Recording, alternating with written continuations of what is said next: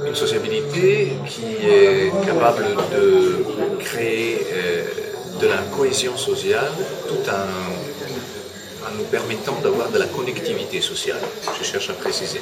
La cohésion sociale est faite de liens forts, c'est-à-dire de liens de loyauté, de proximité émotionnelle, parfois même de liens de parenté.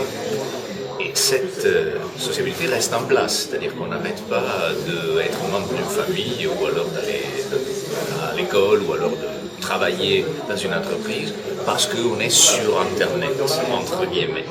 Mais en même temps, avec notre participation grandissante dans les réseaux sociaux du web, on arrive aussi à avoir des éléments de connectivité plus importants.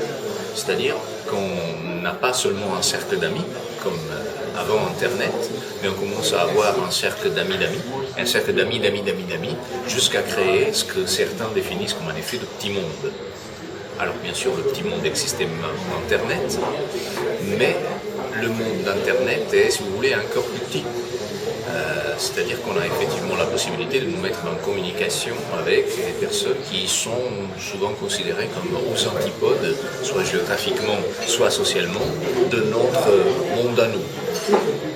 Et en même temps, on continue à avoir un effet de communauté autour de nous, parce que si on regarde effectivement les usages d'Internet, on remarque par exemple que la plupart des lecteurs des blogs sont des amis ou des membres de la famille du blogueur même, et si on regarde même notre activité sur Facebook, pour citer peut-être le réseau social d'Internet le plus célèbre, dans la plupart des cas, on a tendance à recréer la même bulle de connaissances personnelles, le même cercle personnel qu'on a dans la vie réelle, tout en y ajoutant des nouveaux individus, ou alors des éléments, si vous voulez, des petites surprises. Voilà.